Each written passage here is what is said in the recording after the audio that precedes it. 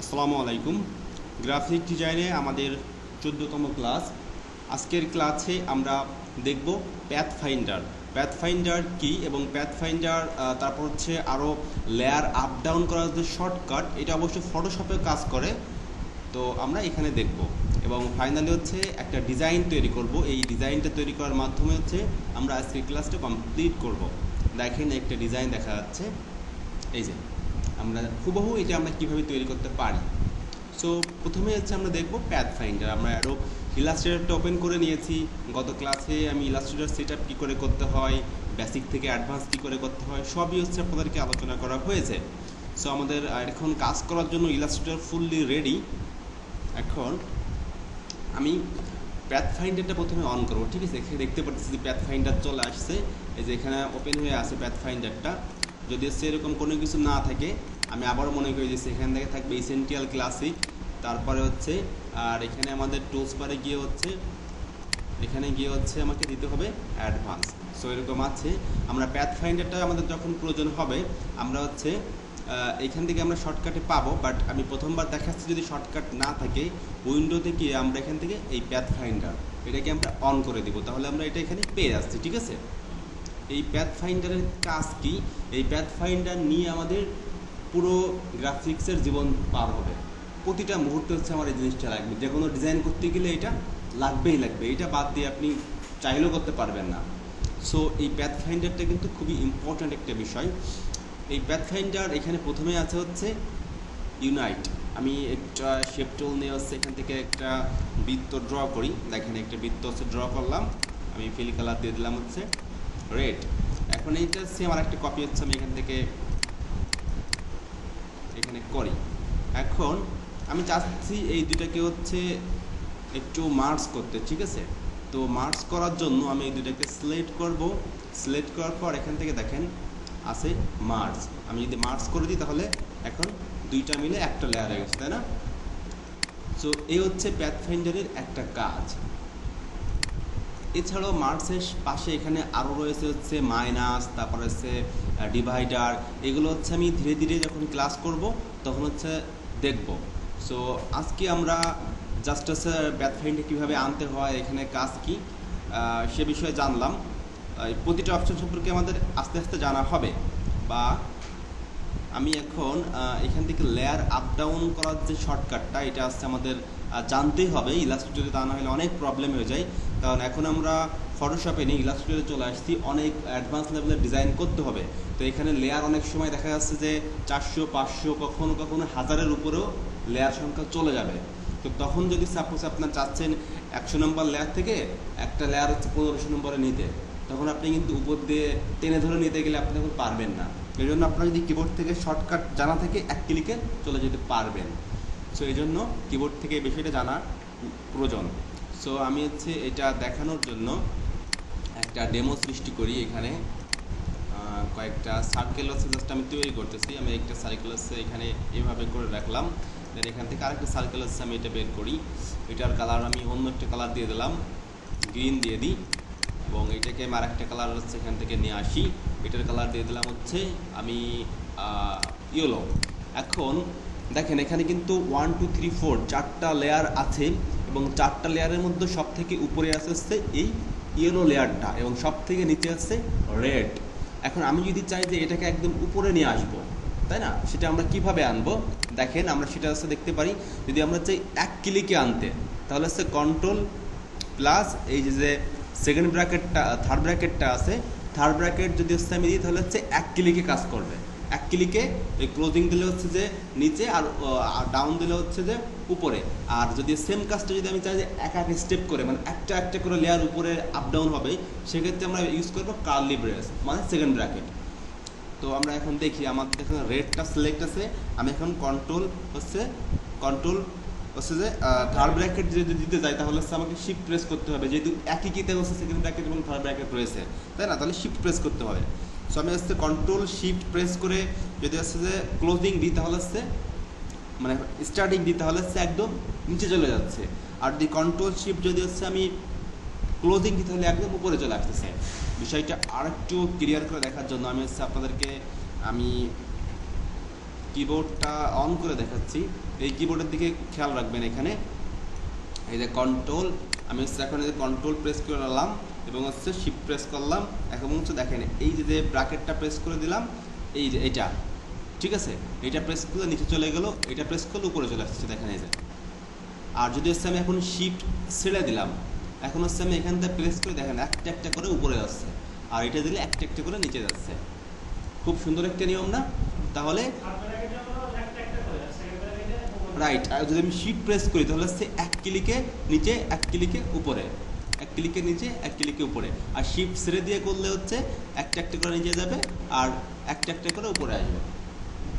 ওকে, তাহলে হচ্ছে আমাদের এই লেয়ার আপ ডাউন করার যে বিষয়টা, সেটা হচ্ছে আমরা দেখলাম।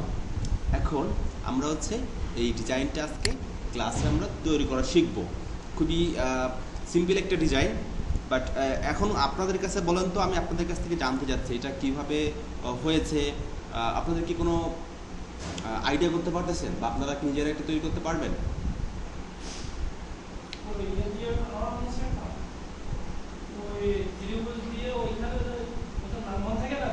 আচ্ছা, ওকে, ফাইন। সো এখন হচ্ছে আমি পুরো দেখাচ্ছি, ঠিক আছে? এটা সো প্রথমেই হচ্ছে আমাদের নিতে হবে একটা সার্ট। আমি এটা সবই ডিলিট করে দিলাম, নতুন করে করি। দেখেন প্রথমে আমরা একটা সার্কেল নিব, এখান থেকে একটা সার্কেল নেব, বৃত্তটা হচ্ছে আমি শিফট প্রেস করে করবো যাতে হচ্ছে একটা সমান বৃত্ত হয়, পারফেক্ট সার্কেল হয়। তো পারফেক্ট সার্কেল করার পর আমি এখান থেকে স্ট্রোক কালারটা দরকার নাই, আমি 0 করে দিলাম। এই যে স্ট্রোক কালারটা আউট করে দিছি। এখন এই সার্কেলটাকে হচ্ছে আমি একটু ছোট করে নিচ্ছি, অনেক বড় হয়ে গেছে আমাদের, একটু বড় হয়ে গেল। এখন এটার এই সাইডে আর একটা কি আছে না, শেপ আছে। এটাকে করার জন্য আমি একটা ত্রিভুজ দেব। ত্রিভুজ নেওয়ার জন্য আমি এখান থেকে পলিতে আসলাম, ক্লিক করলাম, বাহু নিব হচ্ছে 3 নেব। আর রেডিয়াস হচ্ছে আমার দরকার নেই, ওকে দিলাম। আচ্ছা, এখানে ড্রয়িং হয়েছে বাট দেখাচ্ছে না কেন বলেন তো? কারণ আমার স্ট্রোক কালার কত ছিল? 0 ছিল, এই জন্য, ঠিক আছে? সো এই জন্য আমাকে আগে স্ট্রোক কালারটা মিনিমাম 1 করে রাখতে হবে। স্ট্রোক কালারটা আমি মিনিমাম 1 করে রাখলাম। এখন হচ্ছে আমি এখান থেকে ক্লিক করি, 3 বাহু নেব। এটা হচ্ছে রেডিয়াস 0 দিই। একটা আমাদের, আচ্ছা আমি দেখি, আমি পলিতে ক্লিক করি, রেডিয়াস, হ্যাঁ আমাদের এটা হচ্ছে, কিন্তু খুবই পরিমাণে মানে সাইজে খুবই ছোট হচ্ছে, ঠিক আছে? এই যে আমাকে এইভাবে ড্র করে নিই, আমি এখান থেকে দেওয়ার পর এখানে স্লাইড দিতে পর আমি এইভাবে ড্র করে নিচ্ছি, ঠিক আছে? ক্লিক করলেও হবে, বাট সেটা পরিমাণে খুবই ছোট হচ্ছিল। আচ্ছা, আমাদের প্রবলেমটা ঠিক হয়ে গেছে। জাস্ট হচ্ছে এখান থেকে পলিতে ক্লিক করব, আর এখানে ক্লিক করে বাহু 3, ঠিক আছে, ওকে দেবো, হয়ে গেল। আচ্ছা,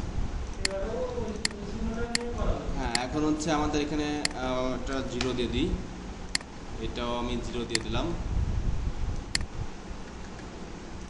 এখন হচ্ছে আমাকে এটাকে কি করতে হবে, একটু রোটেট করতে হবে এইদিকে, ঠিক আছে?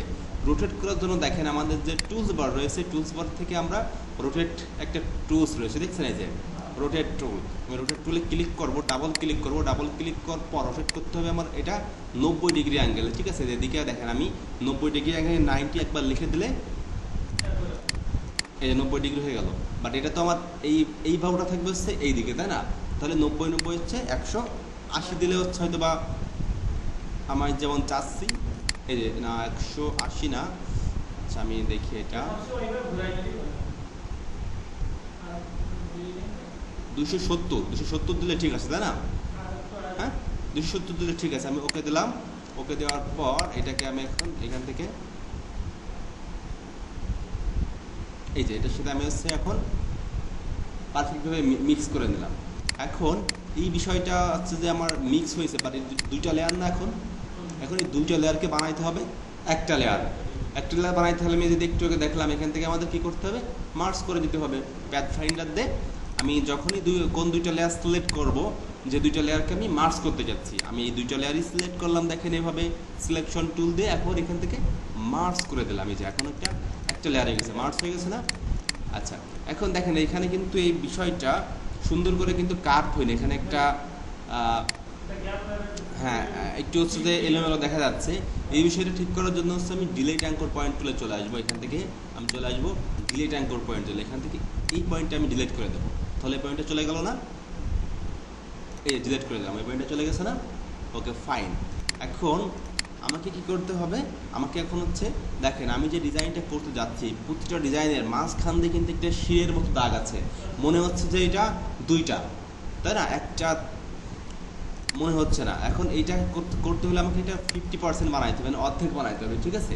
এই অর্ধেক বা হাফ করার নিয়ম অনেক আছে, একদম ইজি নিয়মে আছে। এখানে সিজার টুল দিয়ে কেটে করা যাবে, নাইফ টুল দিয়ে কেটে করা যাবে, বাট আমি ইজি পদ্ধতিটা না দেখায় আমি দেখাচ্ছি একটা হার্ড পদ্ধতি, মানে ক্লিপিং মার্কস পদ্ধতি দেখাচ্ছি। এতে করে যেহেতু আজকের ক্লাসের লিসেনটা আমাদের কম আছে, ক্লিপিং মার্কসও শেখা হবে, ডিজাইনটা তৈরি করা হবে, এবং পাশাপাশি কিন্তু অনেক কাজে আমরা শিখতেছি। শুধু ডিজাইনটা করতে গিয়ে দেখেন আমার প্যাথ ফাইন্ডার লাগতেছে, মার্কস করা শিখলাম, delete anchor point tool use করা হচ্ছে, এখন আবার এটাকে অর্ধেক করতে হচ্ছে। সো আমি একটা কপি বের করে নিলাম। কপি বের করে আমি এটাকে এই যে দাগটা আছে দাগটা দিয়ে হচ্ছে আমি এটার একদম মিডিলে, মানে আমি এই যে নিচের টুকু হচ্ছে যে রাখবো আর উপরের টুকু বাদ দেবো, এরকম একটা বিষয়। সো আমি এটাকে একটু দূরে সরায় রাখি। এখন যেটা আপনাকে করতে হবে, আপনাকে এখান থেকে একটা শেপ নিতে হবে, ঠিক আছে? রেক্ট্যাঙ্গেল নেন বা যাই নেন, কালার যাই নেন, কোনো প্রবলেম না। জাস্ট হচ্ছে এখানে আপনি এভাবে ড্র করে দেবেন, ঠিক আছে? ড্র করে হচ্ছে এটা এখানে এই দাগের সাথে ফিটিং করবেন। এখানে লক্ষণীয় বিষয় যেটা সেটা হচ্ছে যে এই যে এটা এইদিকে বাইরে থাকবে না, ঠিক আছে? এই এরিয়া থেকে হচ্ছে বড় থাকতে হবে। এটা অনেক বেশি বড় হলেও সমস্যা নেই। আর নিচের দিক থেকে হচ্ছে একই, এটা নিচের যে সাইড আছে এর থেকে একটু উপরে থাকতে হবে। সো অনেক বেশি থাকলেও কোনো সমস্যা নেই, জাস্ট হচ্ছে যে আমার এরকম রাখলেই হচ্ছে। এখন এই দুইটাকে আমি সিলেক্ট করব, ঠিক আছে? সিলেক্ট করার পর আমি এখানে রাইট মাউস ক্লিক করে এখানে দেখতে পারতেছি যে মেক ক্লিপিং মার্কস লেখা আছে। মেক ক্লিপিং মার্কস দিলে কিন্তু এটা শুধু নিচেরটুকু থাকতেছে, তাই না? উপরেরটুকু চলে যাচ্ছে না। ওকে, এই কাজটা শর্টকাটে আমি কিভাবে করতে পারি বা আবারও আপনাদেরকে আমি দেখাচ্ছি। এই যে লেয়ারটা আছে, এই লেয়ারটা এবং এই লেয়ারটা, এই দুইটা লেয়ারে আমি সিলেক্ট করব। ওকে ফাইন, সিলেক্ট করলাম। সিলেক্ট করার পর এখন কিবোর্ড থেকে আমি যদি প্রেস করি Ctrl+7, ক্লিপিং মার্কসের শর্টকাট হচ্ছে Ctrl+7, আমি Ctrl+7 প্রেস করি, এটা ক্লিপিং মার্কস হয়ে গেল।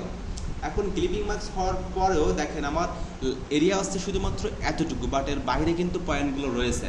কারণ হচ্ছে কি, আমার ওই লেয়ারটা অনেক বড় ছিল। এখন এই বিষয়টা ঠিক করার জন্য আপনি কি করতে পারেন, আপনি এই প্রোডাক্টটা সিলেক্ট করে এখান থেকে এইটাও আপনি মার্জ করে দিতে পারেন, তাহলে এইটুকু শুধু একটা লেয়ার হয়ে গেল, তাই না? এই কাজটা ভুলে গেলে কিন্তু হবে না, অবশ্যই করে নিতে হবে।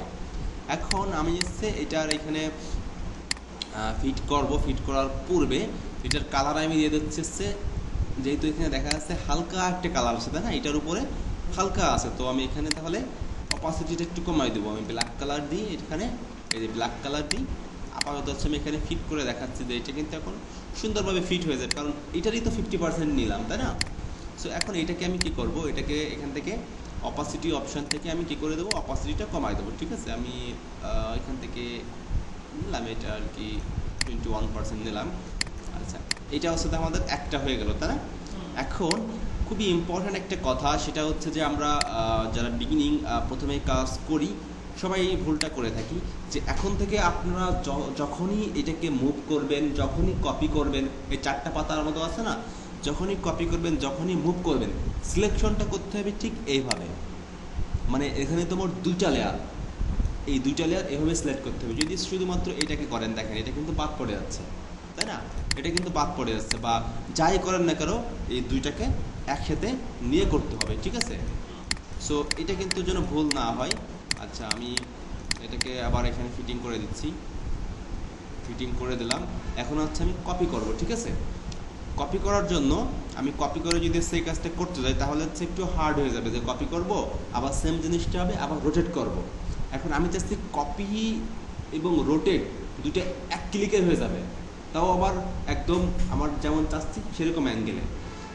সেক্ষেত্রে আমাকে কি করতে হবে, এটাকে সিলেক্ট করলাম। সিলেক্ট করার পর এই যে রোটেট টুলটা রয়েছে, এখানে আমি ডাবল ক্লিক করলাম। ডাবল ক্লিক করলে এখানে 270 ডিগ্রি দেখাচ্ছে, আমার লাগবে হচ্ছে কত ডিগ্রি, 90 ডিগ্রি লাগবে। এটা মানে আমরা প্রথমে ড্রয়িং করছি তো এইটাতে না, এটা করছি। এখন এইটার পরে আমি চাচ্ছি এইটা, এখন এইটা আর এইটা কি 90 ডিগ্রি না? 90 ডিগ্রি, আমি এখানে 90 ডিগ্রি লিখে দিলাম। প্রিভিউটা দেখে নিই কেমন, এই যে দেখেন, ঠিক আছে প্রিভিউ।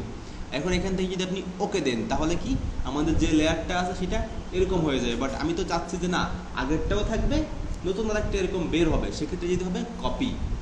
এই যে আমি কপি দিলাম, তাহলে আগেরটাও আছে, নতুনটাও বের হলো। এখন এইটাকে আমি হচ্ছে মুভ টুল দিয়ে সিলেক্ট করলাম, সিলেক্ট করে আমি সুন্দর করে এখানে হচ্ছে যে ফিটিং করে দিলাম, ঠিক আছে।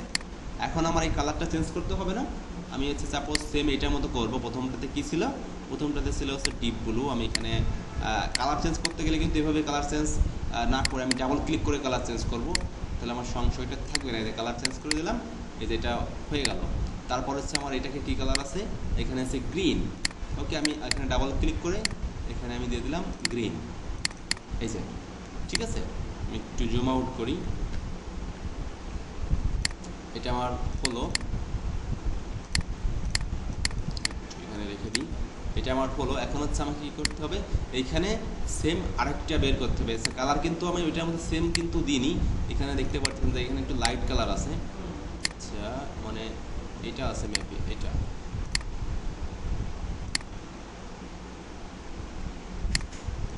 এটা আছে মেবি। আচ্ছা, যে কালার কোনো বিষয় না, কালার তো নিয়ে আপনারা কাজ করতে পারবেন। কালার একটা হলেই হলো, আপনাদেরকে জাস্ট হচ্ছে আমি নিয়মটা শিখেছি, ঠিক আছে। আচ্ছা, এখানে এখন আমার এটাও হলো, দুইটাকে সিলেক্ট করে একটু নিচে নিয়ে আসি। জি